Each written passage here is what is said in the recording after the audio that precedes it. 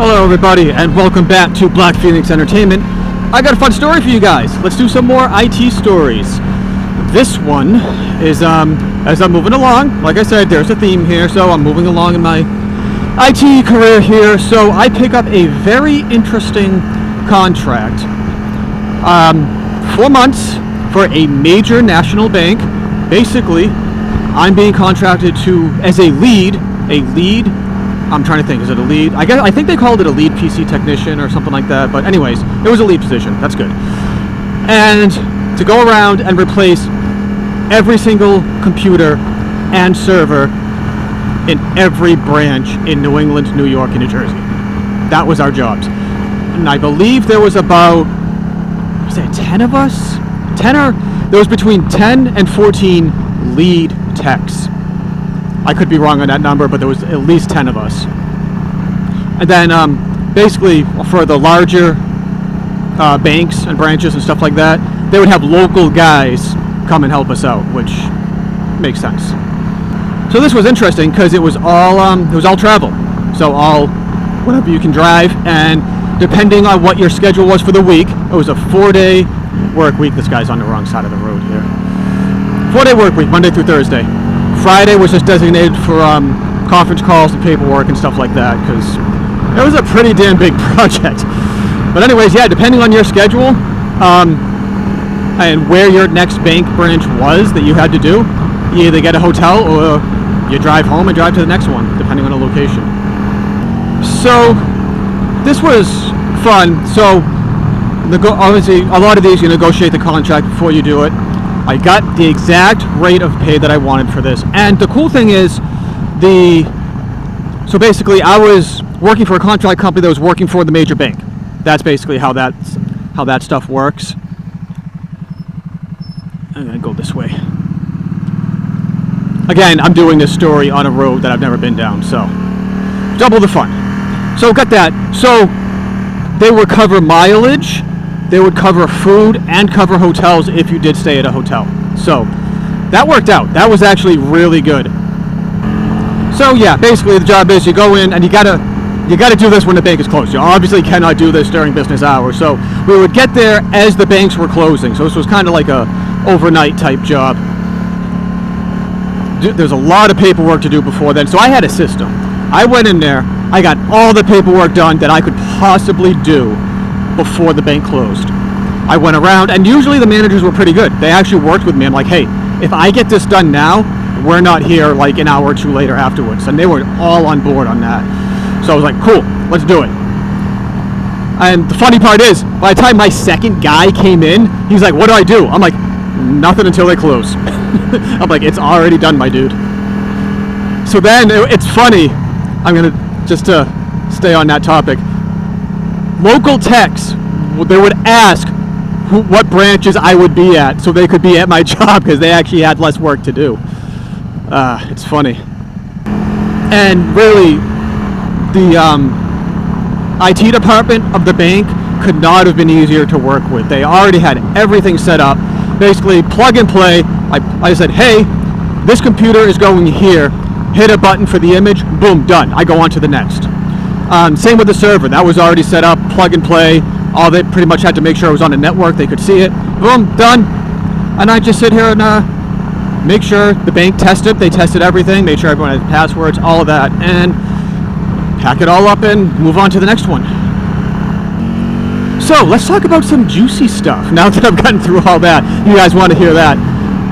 The cast of characters that were hired for these other lead tech positions were very interesting, very diverse, and I actually got more than one phone call from the guys who run it, basically saying, like the lead project manager, saying I was one of the top 2 lead techs that they had on the project, to the point where near the end of the project, again, I was being requested to hit certain sites, like the larger branches and stuff. They're like, Ryan can bang this out, you know, it's a larger branch, we know we can do it, we'll give him 2 techs and it'll be done probably an hour before it's scheduled to be done, which is cool. So, and that leads into something else that I'll talk about at the end of the video. Oh, chickens. It definitely not that hard. And what not to do is make fun of the branch managers as they're in front of you, as they're trying to log in to your other techs that are there on site. Trying to use IT lingo to make fun of them. Yeah. Didn't work because one of the branch managers understood it and complained to the project manager and said, hey, one of your guys made fun of me. So that was one of 2 emergency conference calls we had to have. But basically the guy got on the phone and said, can you guys please stop, you know, it was like a pretty professional type phone call. It was like, don't make fun of our clients, basically. And if you do, you're fired. That was the gist of the conference call. Through word of mouth and gossiping, I did find out who it was, and it did not surprise me. The other thing is, like I said, there was a wide cast of characters. Apparently, some people don't know how to negotiate as well as others.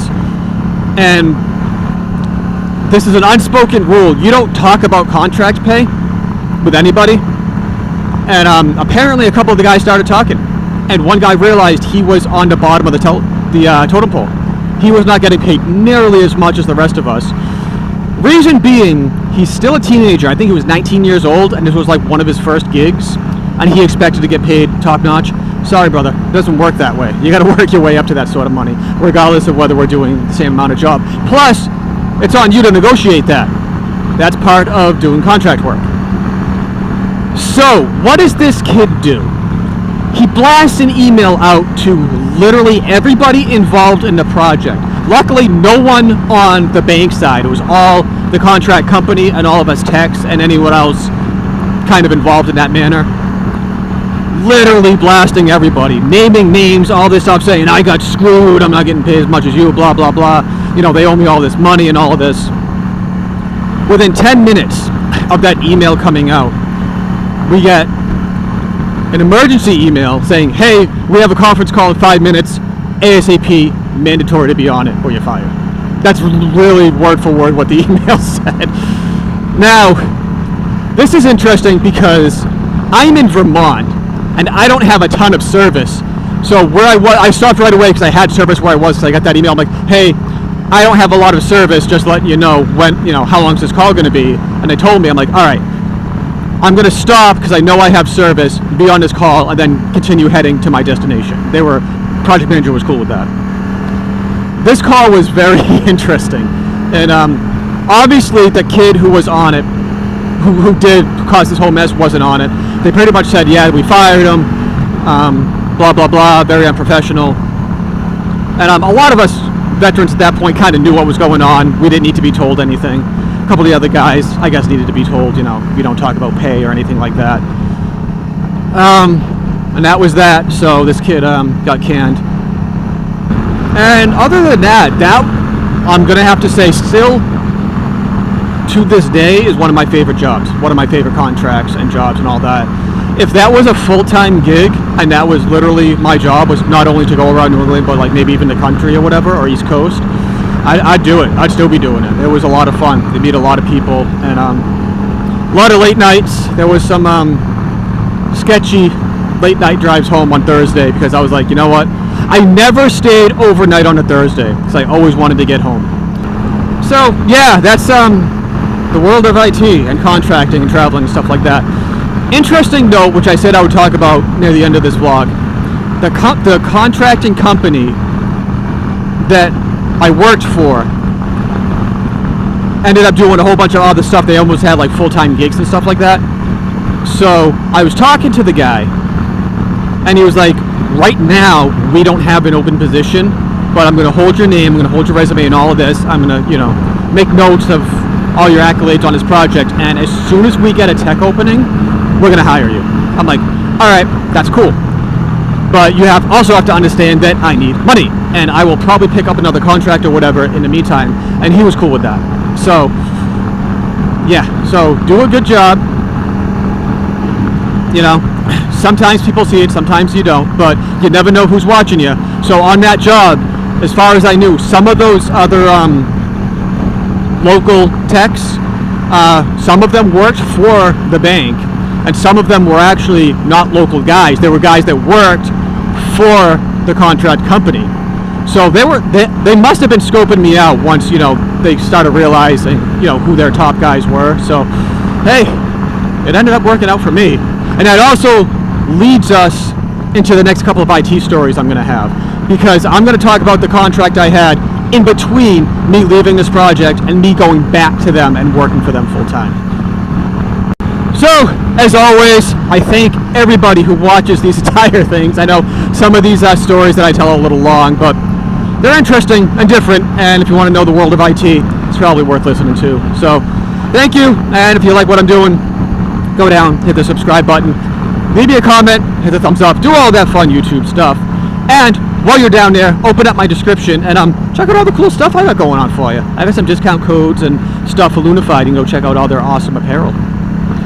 So, all of that being said, without further ado, I must now bid you adieu.